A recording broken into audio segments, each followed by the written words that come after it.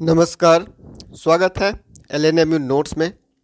तो Lalit Narayan Mithila university Darbhanga, LNMU Darbhanga में अगर आप जो है वो बीए, बीएससी, बीकॉम में एडमिशन लेना चाहते हैं, हाल ही में आपका जो है वो 12th का रिजल्ट आया है, चाहे आप बिहार बोर्ड से हैं, चाहे आप सीबीएसई से हैं, ये वीडियो आप देख सकते हैं। तो अगर बात करें बीए, बीएससी, बीकॉम यानी ग्रेजुएशन का, तो ग्रेजुएशन आप लोगों को पता है 2023 से जो है अब 4 साल का हो चुका है। 4 साल का ग्रेजुएशन अब हो चुका है। तो अब जो आप एडमिशन लीजिएगा उसका सेशन चलेगा 2024 से 2028 तक। 2024 से 2028 तक जो है वो अब आपका सेशन चलेगा बीए, बीएससी, बीकॉम अगर आप किसी में भी एडमिशन लेना चाहते हैं तो जो 4 साल का सेशन चल रहा है उसमें पार्ट 1, पार्ट 2, पार्ट 3 वाला जो सिस्टम था वो अब ख़त्म हो चुका है। पहले ग्रेजुएशन था 3 साल का, तो 3 साल का ग्रेजुएशन में पार्ट 1, पार्ट 2, पार्ट 3 चला करता था।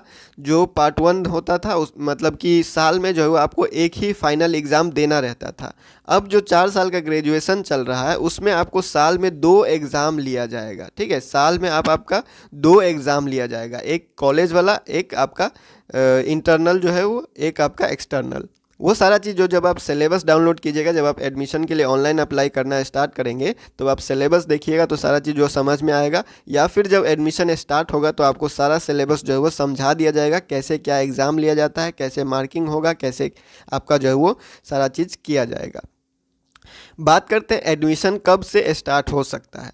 तो देखिए, ललित नारायण मिथिला यूनिवर्सिटी का बात करें तो वो जो है वो पटना यूनिवर्सिटी के एडमिशन के आसपास ही डेट निकालता है। ठीक है, तो मिथिला यूनिवर्सिटी और पटना यूनिवर्सिटी का एडमिशन जो है वो लगभग एक का ख़त्म होता है, दूसरे का लगभग स्टार्ट होता है। तो पटना यूनिवर्सिटी में अगर आप एडमिशन लेना चाहते हैं, पटना यूनिवर्सिटी में अगर आप एडमिशन लेना चाहते हैं तो 18 अप्रैल से 20 मई तक ऑनलाइन अप्लाई होगा ग्रेजुएशन में एडमिशन के लिए।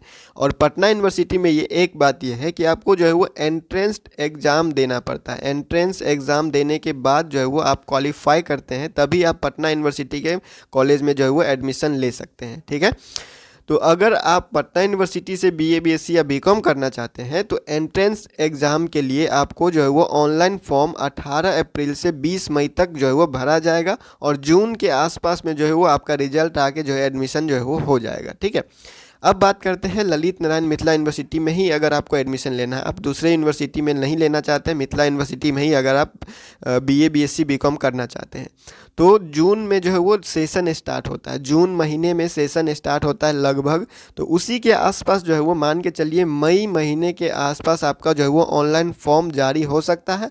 और पटना यूनिवर्सिटी का एडमिशन जब ख़त्म होता है उसी के आसपास मिथिला यूनिवर्सिटी का एडमिशन भी चलता है।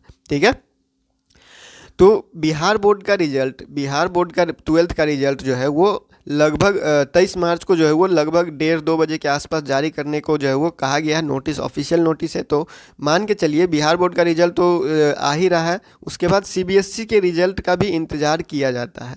पार्ट 1 एडमिशन यानी फर्स्ट सेमेस्टर में सेशन, 4 साल का सेशन में जो बीए, बीएससी, बीकॉम का एडमिशन है उसके लिए बिहार बोर्ड का रिजल्ट और सीबीएसई का रिजल्ट का भी इंतज़ार किया जाता है। ठीक है, तो बिहार बोर्ड का रिजल्ट आने के बाद कुछ दिन बाद जो है वो ऑनलाइन अप्लाई का डेट आता है।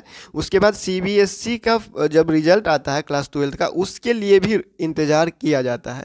तो ये रिजल्ट आने के बाद तक जो है वो आपका एडमिशन के लिए ऑनलाइन अप्लाई का डेट आएगा, और ऑनलाइन अप्लाई करने के बाद आपका जो है वो मिथिला यूनिवर्सिटी में एंट्रेंस एग्ज़ाम नहीं होता है। ऑनलाइन अप्लाई करने के बाद मेरिट लिस्ट निकलता है, उस लिस्ट में जब आपका नाम होता है तो उस कॉलेज में आपको जाके एडमिशन करवाना होता है। अगर आप एडमिशन नहीं करवाते हैं तो वो सीट जो है वो दूसरे को दे दिया जाता है, वो सीट खाली मानकर आगे बढ़ा दिया जाता है। ठीक है, तो लगभग आपके मई जून के आसपास जो है वो फॉर्म आ सकता है, और जून जुलाई में आपका एडमिशन कंप्लीट हो जाएगा।